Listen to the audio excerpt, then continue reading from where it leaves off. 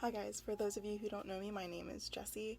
I just want to start off by saying that what I'm about to share with you is it all comes from the heart, and I am in no way sharing all of this to bash anybody or to seek support or, you know, be here for a criticism of others. I'm just here to tell you my story because I'm here to support you and tell you that you're not alone and that this does happen often to people, and it's a really hard thing to deal with. And I'm in no way saying that my story is the worst story, because it in no way, shape, or form is.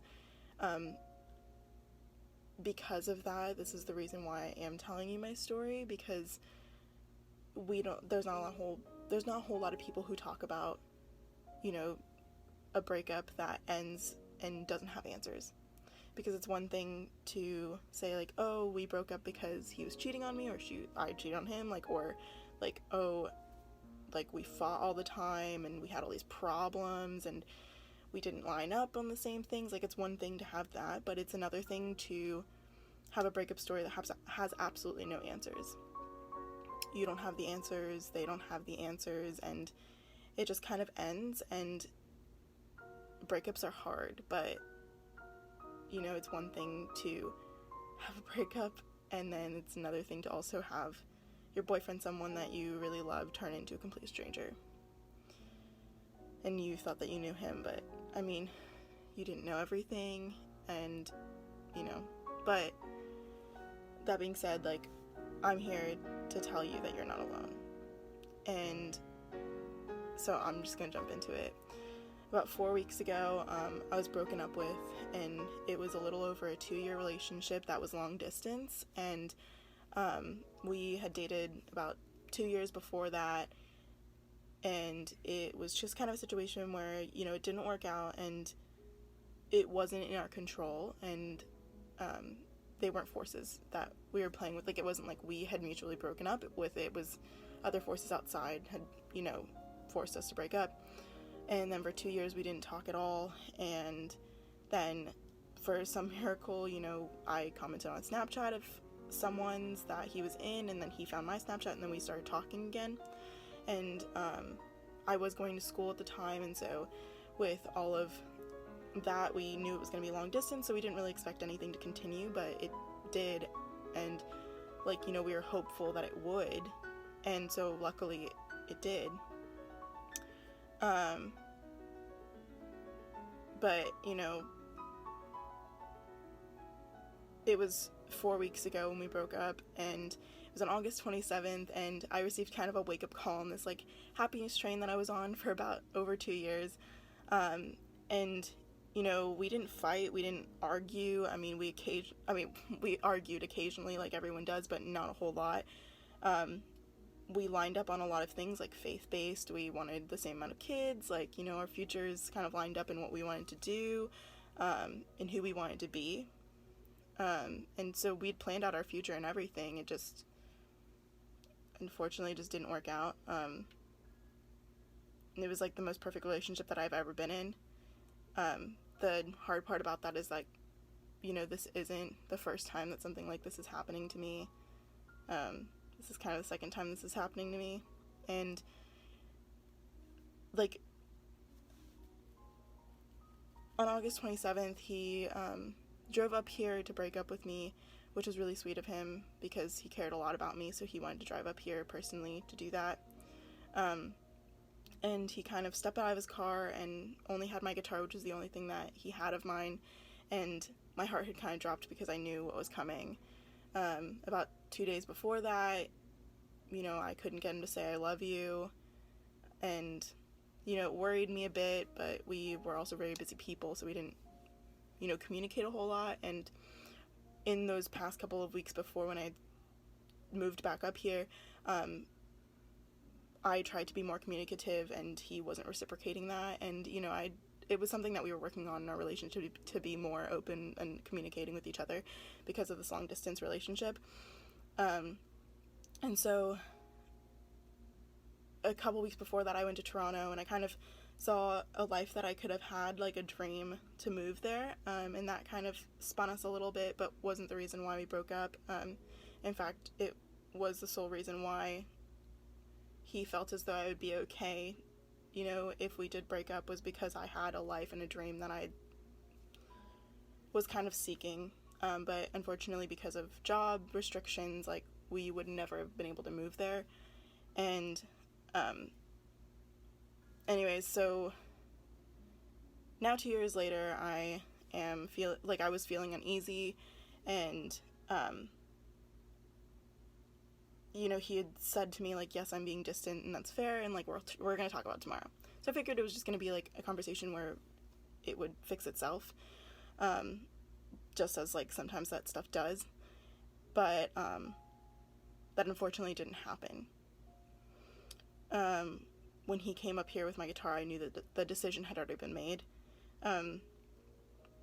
And honestly, like, I should have seen it coming, but I didn't. Like, there were no signs. He didn't distance himself or anything like that. I'm not going to share with you guys all the details of the breakup and everything that went on, but it was a very mature breakup, and he knew that it was going to get worse from there. So basically, he said that the it factor in the whole thing was that he didn't feel the same way anymore, and also known as, like, he stopped loving me. And for me, it was really hard to understand how someone can just stop loving you in a snap, because, I thought everything was great, and we didn't have any problems, like, nothing seemed to have been wrong, and then I turn around and that happens. He had kind of backtracked a little bit to say, like, that he had felt like that for a couple of months now, but when he says an estimate time, it was about a month before the breakup happened.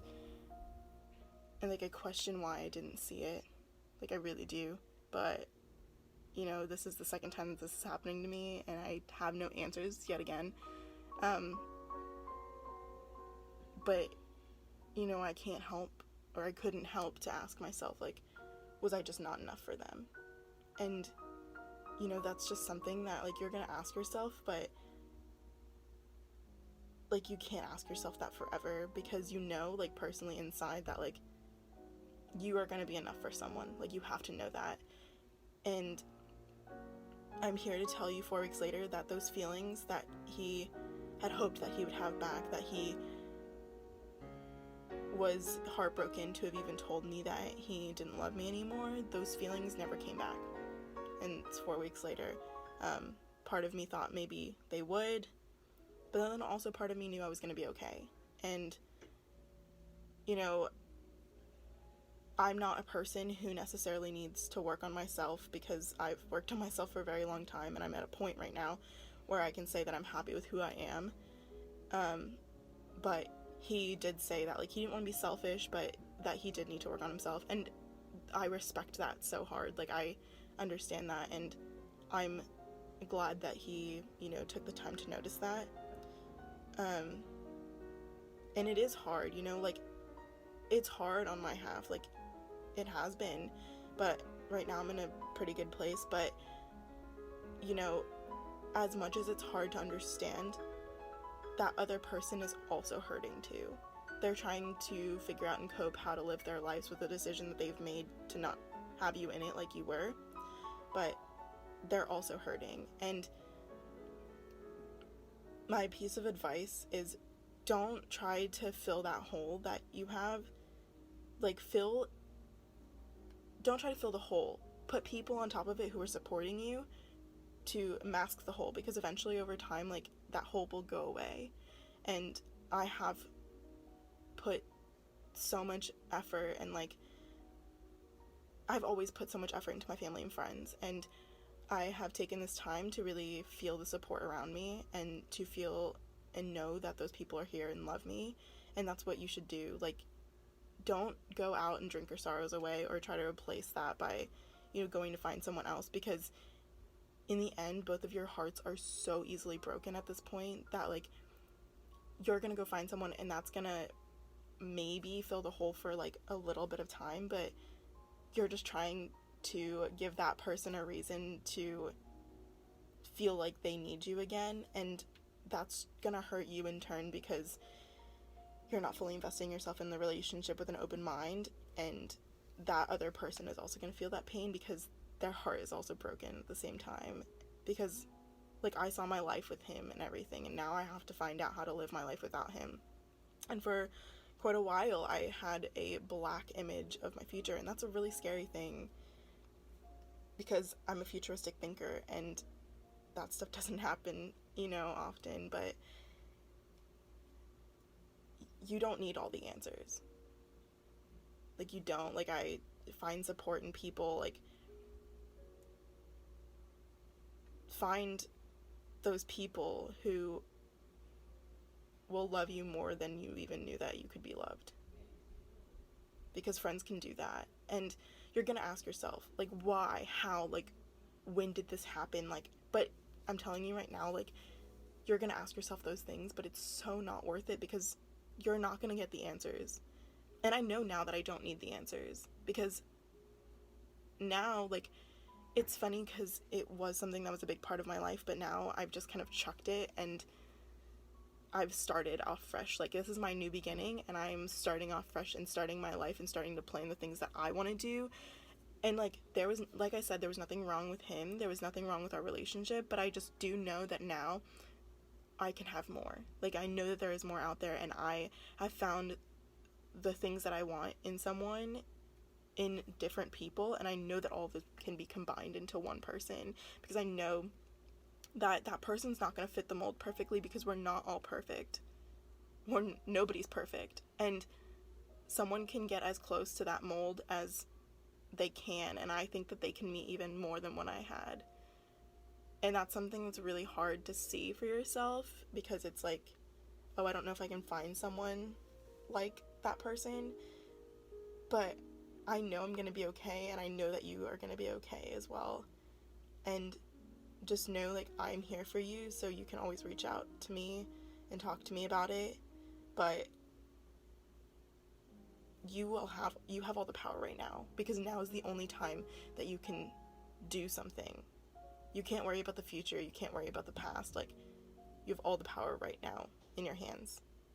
Like, take it day by day, and it's gonna take time, but I'm here to tell you 4 weeks later, like, I'm in a really good place, and if you do it correctly, I mean, there's no right way to do it, but if you do it in a way that you know is supporting yourself and those around you, like, you're gonna find everything that you're looking for.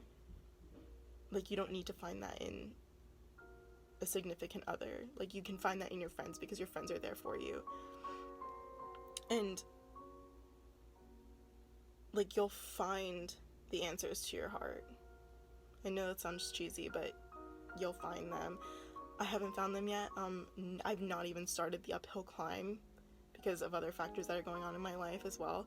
But I will get back to you when that happens. But just give yourself time to feel the pain. And then, I felt the pain for about 2.5 weeks. But now I'm on this stage where I know that I don't need anyone right now, and I know that I'm in a good place with myself, and I'm just looking at what's now. Like, I want to enjoy the time that I have now. And I will tell you, so many times I've wanted to be mad at him, but I'm not. Like, I'm not mad. Like, I know that I was placed at the time in my life to be with him because we were meant to learn things. We were meant to learn things together, to teach each other things, and that's what I got. And I'm so thankful and grateful that that happened.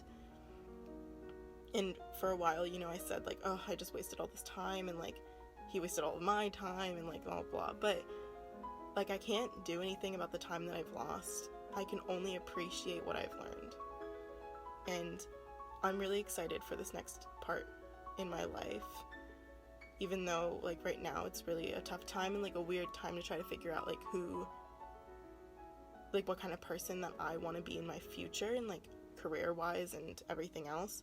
But I also just want to be here to tell you, like, you're not alone. Like, I thought I was alone when this all happened, and thankfully, I had someone who was going through the same thing that I was, and it was a shock to me that someone else had also been going through something where they didn't have any answers either. But like I said, you don't need the answers. You just need to find the answers to your heart and what's going to make you happy from now on. So just take your time. People are there for you, and it's all going to be okay. And I know, like, you're probably tired of people saying, like, it's going to be okay, or, like, you're going to get better. Like, I get it. But just know that you will be okay. Because, I mean, I knew I was going to be okay. I mean, I'm a strong person, and you're strong too. So, like I said, if you guys need anything, please reach out to me. If not, I hope that you are a little bit inspired about, a hardship that I went through, and just know, like, you can transfer this to anything in your life. Like, feel the support around you. The people around you are going to be the best things in your life, even if they may not be there forever. In the time in your life right now, they're meant to be there. And I'm just really excited to have shared my story with you guys. Thanks. Bye.